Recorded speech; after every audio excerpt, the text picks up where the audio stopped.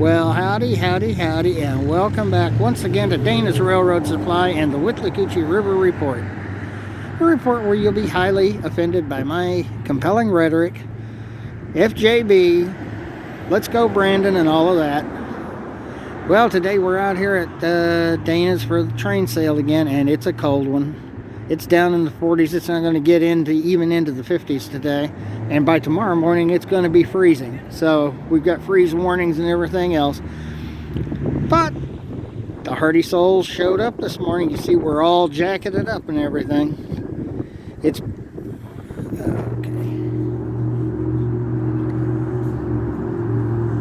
okay.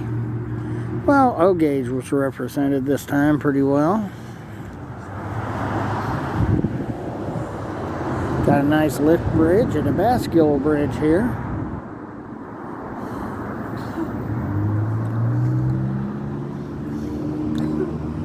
The Thunderball freight set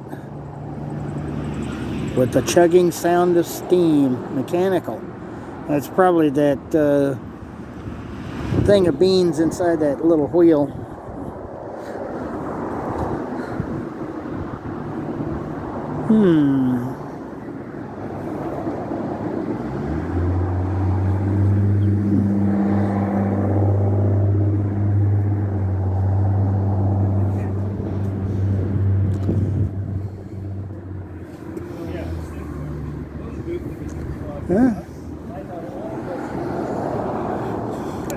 I finally got an F unit off of this guy. That's a nice looking Golden State set.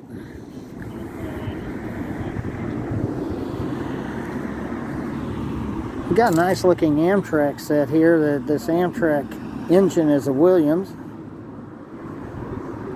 Nicely detailed.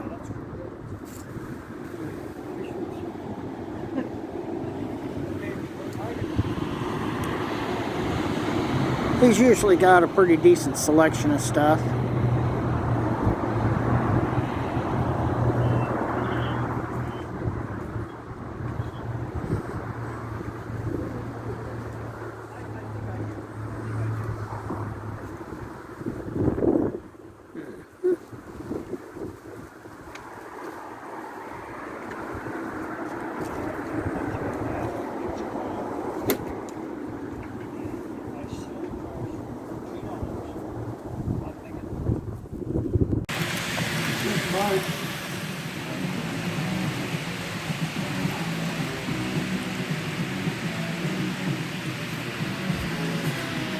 Is West Hernando Central?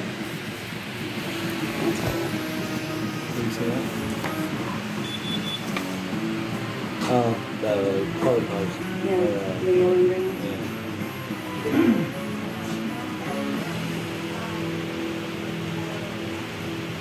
Wow. Hello.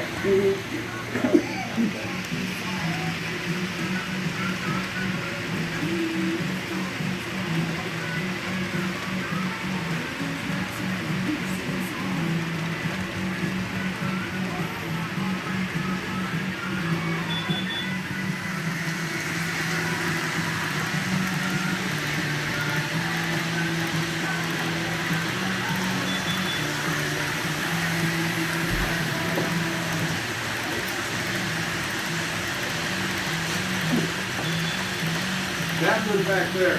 Oh, a little bit of everything. Look at that big long guy today. Well, here we are at home now. Yesterday at the show, I took time to, to video. It was a little cold outside, so I didn't do too much video work. I did a little bit of video work showing off the layout. and things like that. But now that I'm at home, I'll go ahead and I'll show you what I absconded with. Yeah, it figures. It ain't gonna go. There it goes. Well, let's see. I got a F7. I got it pretty cheap at a really good deal. I think it's a K-line. I think the body lines on that one are a little bit better than what you would find on a typical older Lionel post-war unit.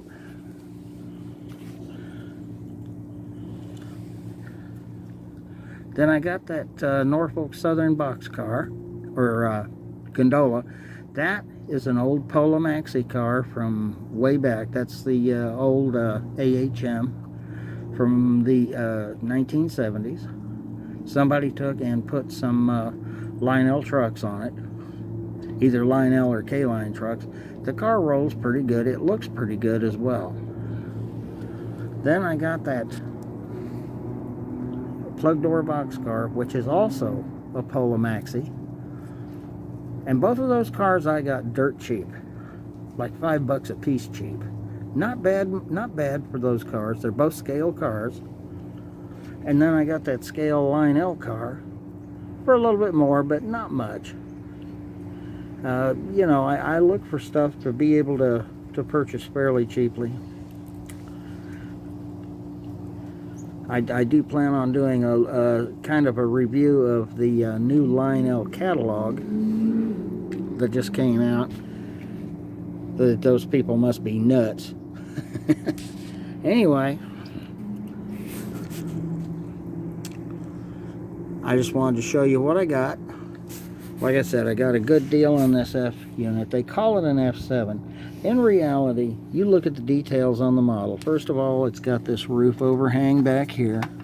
Well, that ended after F3 production, as did these dynamic brake grids right here. Dynamic brake grids on an F7, you would have had a 36-inch fan, and on an F9, you would have had a 48-inch fan right there.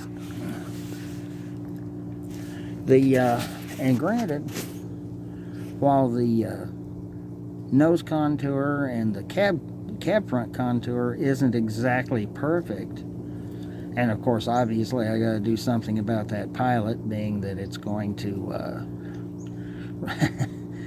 kind of require you know, becoming a fixed pilot. I just wanted to point out, you know, while they're not perfect up front, there are other brands out there that are far worse, including Lionel and their post-war F units. And while I'm not trashing people who like the post-war F units, I mean, that's them. But the post-war F units just don't appeal to me. For one, I don't really come from the Lionel background. I do like the details on this one better. I'll probably from hence on out call it an F3, because that's really what the detailing on it really represents. It's not badly detailed. It's got nicely detailed grills on the side that would be indicative of either a late F3 or early F7. It's got separately applied handrails, which, you know, I imagine this engine was made sometime in the 80s or 90s. I'm not sure when.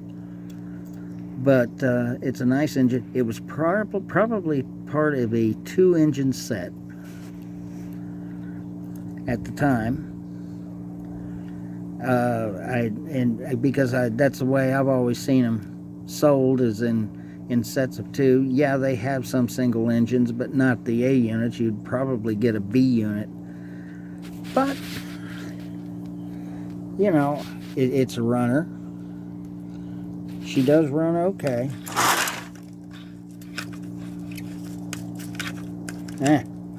She doesn't like to.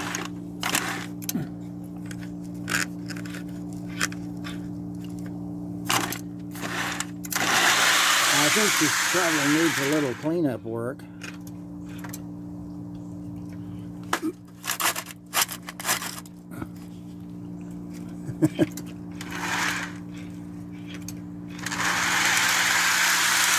It do work.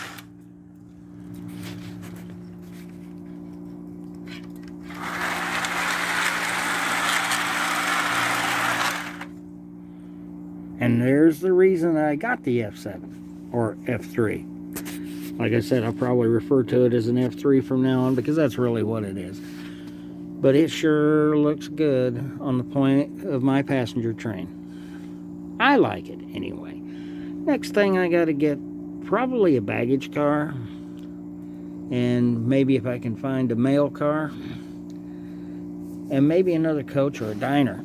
A diner would be cool. And then I need to get another F unit similar to this one. Maybe one just like it. I kind of like this one.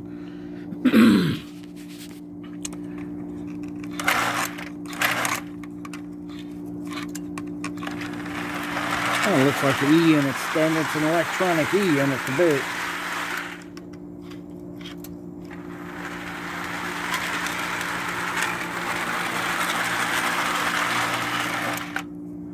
We've got another train sale coming up this weekend, this next coming weekend, and it'll be over at the Hernando County Fairgrounds. It'll be a Regal show.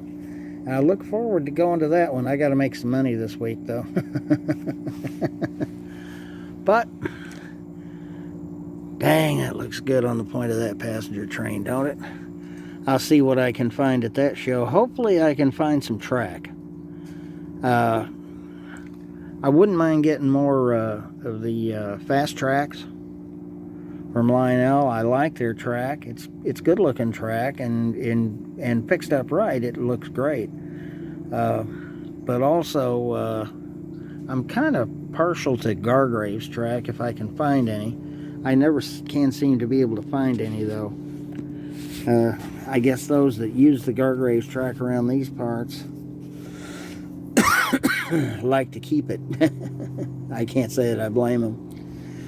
It's hard to get around. I know Dana won't carry it because he gets stuck with it, sure as anything. It seems like he's been stuck with the same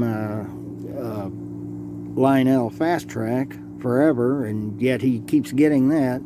Hobby shop owners, I'll never understand. It's kind of like for years, remember, your dealer could never get it from Walters, and yet who's the first person they would order from? William K. Walters. Who do you think? Oh well. Anyway, until next time, I want to wish you all a bunch of happy railroading.